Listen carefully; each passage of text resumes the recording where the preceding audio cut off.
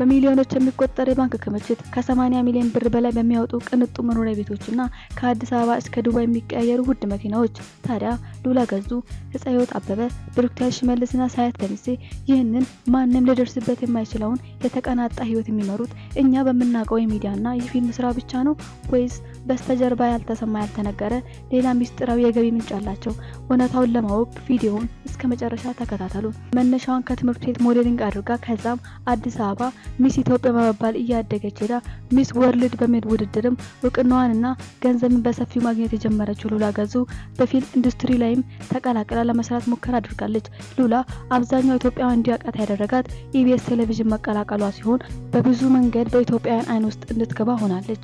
የተደላደለ ቁመኗ አለምኑን ሰጠሽ ከሚያሰኝ መቀመጫና ቁመትሽ ሎጋ ነው ተብሎ የተዘፈነላት ቁመቷ የሉላ መለያ ሲሆን አብዛኛው ወንድ ቁመናዋ ይሳባሉ ብንል ማጋነን የሌለው እውነታ ሆኖ እናገኘዋለን። ሉላ ከ16 ዓመት በፊት በሚስ ወርልድ ካገኘችው 500,000 ብር የጀመረችው የገንዘብ ጅማሮ ቀጥሎ የገንዘብ ችግር የለበትም የሚባለውን ኢቢኤስ ተቀላቅላ የገቢ መጠኗን ከፍተኛ አድርጋለች።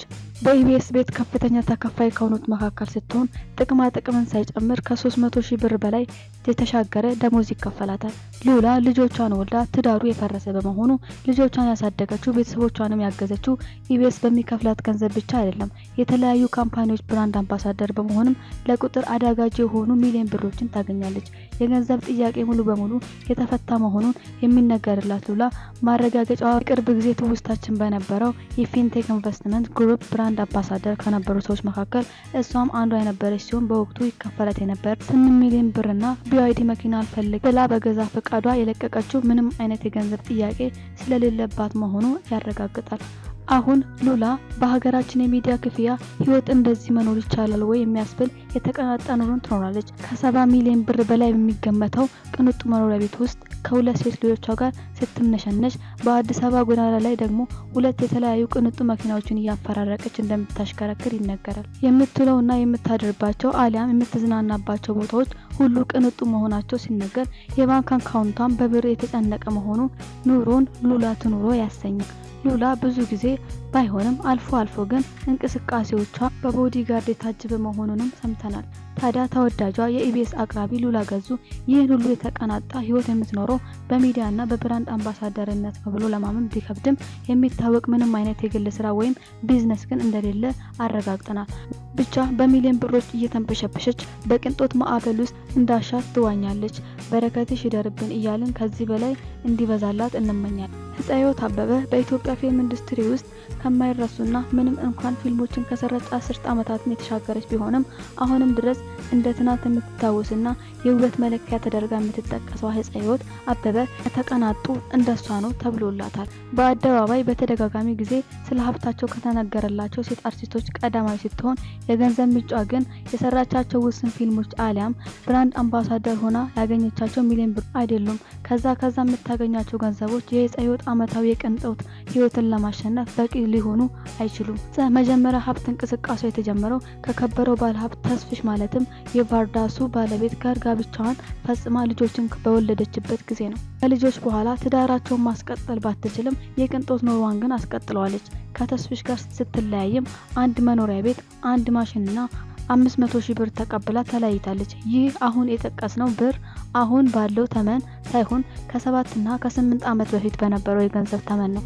ይህንን ገንዘብ ተቀብላ ኑሮዋን ቀጥላለች። ህፃዮት ልክ እንደ ሉላ ገዙ የፊንቴክ ኢንቨስትመንት ገንዘብ አልፈልግም በማለት ሚሊዮን ብሮችን ገፍታለች። ህፃዮት የራሷ ብራንድ ሱታ ማምረቻ ያላት ሲሆን ሌሎች ቢዝነሶችንም እንደምትሞክር ይነገራል። ተጓዥ ናት ይሏታል። አሜሪካ፣ ካናዳ፣ ፍራንስ፣ ጣሊያን፣ እንግሊዝ፣ ዱባይ ቤቷ ነው።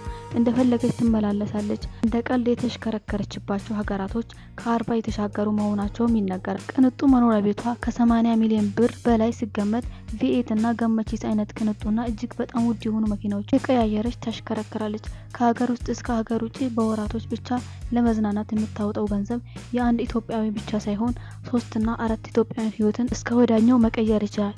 ይህ ሁሉ የተቀናጣ ኑሮ የገንዘብ ክምችት የተገኘው እውቅና ባገኘችበት ሙያ ሳይሆን ከዛ ባሻገር በተጓዘችበት ህይወት አቅጣጫዋ ነው። የሷ በረከት ሁላችንም ላይ ይደር። ብሩክታይት ሽመልስ ወደ ሚዲያው ብቅ ካሉ መነጋገሪያ መሆን ግዴታ እንደሆነ ከሚያስቡ ዝነኛ መካከል እሷ ማንም አይወዳደራትም። ከህዝብ ጋር እልህ ያለባት ትመስላለች።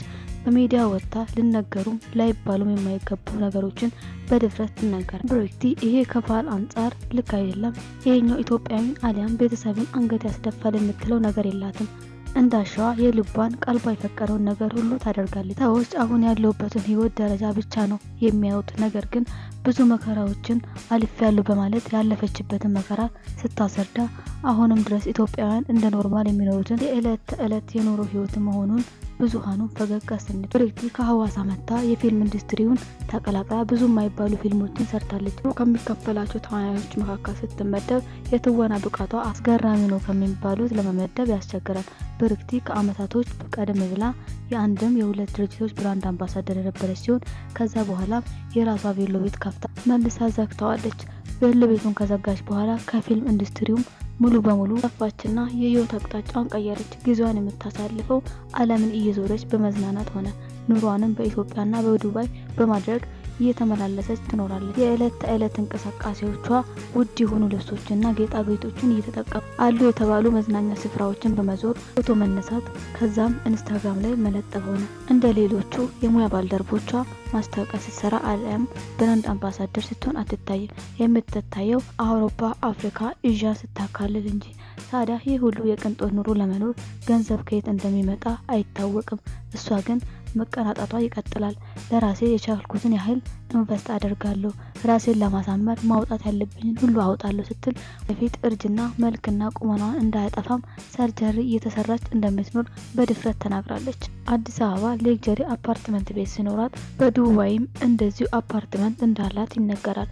መኪና በአዲስ አበባ ሰማይ ስር አንድም በህንጻዎች ስር ደግሞ ሌላኛው መኪናዋን ታሽከረክራል። በቅርቡ ቀርባ በነበረበት ሰይፉ ኦን ኢቢኤስ ቃለ መጠይቅ ላይ የገቢ ምንጭሽ ምንድነው ለሚለው ጥያቄ የኦንላይን ስራ ነው ብላ ሳታብራራ አልፋለች። ውስን ፊልሞችን በመስራት የታወቀችው ብሩክቲ በጣም የተቀናጡ ኑሮን ከሚኖሩን የገቢ ምንጭ ግን ያልተረጋገጠ የተንደላቀቀ ኑሮ ትኖራለች። ሳያት ደምሴ ተዋናይ፣ ግጥምና ዜማ ደራሲ፣ ፕሮዲውሰር፣ ለሴቶች መብት በልዩነት የምትቆረቆርና ሌሎች ቅጥያ መጠሪያዎች ሁሉ ለእሷ መጠሪያ ሆኖ ሲያገለግሉ ይሰማል። ኢትዮጵያ ሚስ ወርልድም ነበረች። መላው ኢትዮጵያዊ በሚባል ደረጃ በመስማማት ለሷ የተለየ ፍቅርና መውደድ አለው። ብዙ አትናገር፣ ግን ንግግሯ የብዙሃኖች ልብ ማሸነፍ ይችላል። ብዙ አትናገርም፣ ከተናገረች ግን ንግግሯ የብዙሃንን ልብ ማሸነፍ ይችላል ይባልላታል። በትወናውም በሙዚቃውም ስኬታማ የሆነች እንስት ስትሆን በችሎታዋ ልክ ብዙ አልሰራችም በማለት አቅሟን የተረዱ ሰዎች ይቆጫሉ። ብዙም ኢዩኝ አትልም፣ ነገሮቿን ሁሉ ደበቅበቅ ያሉ ናቸው። ለአደባባይ የምታስጠው የግል ታሪክ የላትም ይሏታል። ደግሞም እውነት ነው። የሚያውቋትና የቀረቧት ሁሉ ስለ እርሷ በብዙ ይመሰክራሉ፣ በብዙ ያወሩላታል። ብዙዎች እሷን አርአያ ያደርጋሉ። ይህ ሁሉ የሚገባ ሴት ነች። ታዲያ ሳያት ፊልሞቿ ሆነ ሙዚቃዎቿ በቁጥር በብዙ የሚባሉ አይደሉም። የትኛውም ድርጅት ብራንድ አምባሳደር ሆና አታውቅም። ማስታወቂያዎችንም አትሰራ። በቢዝነስ ደረጃም ሳያት ይሄ አይነት ድርጅት አላት ተብሎ የሚታወቅ የገቢ ምንጭ አይጠቀስም። ነገር ግን የተደበቀ ቢሆንም የምትኖረው ኑሮ ከሌሎች የኪነ ጥበብ አርቲስቶች ከፍ ያለና እጅግ የተቀናጣ እንደሆነ ይነገራል። ገንዘብን ለውድ ልብስና ጌጣጌጥ ባታውለውም ቤተሰቦቿንና የቅርብ ሰዎቿን ግን በቅንጦት ማዕበል ታሰቃያቸዋለች። እሷም የምትኖርበት መኖሪያ ቤት እጅግ ሌክዠሪ እንደሆነ ይነገራል። የምትኖረው ኑሮ እንዳይታወቅ የምትፈልግ ግን ደግሞ ቅንጡ ነዋሪ ነች። የገቢ ምንጯም አይታወቅም። ዓለምን ግን እየዞረች ማድረግ የምትፈልገውን ያለምንም ከልካይ እንዳሻዋ እያደረገች ትኖራለች። ሳያት ደምሴ በሀብት መጠኗም ከሴት አርቲስቶች ከፊት ትቀመጣለች። የእሷን በረከት አይለፈን እንላለን። አበቃን።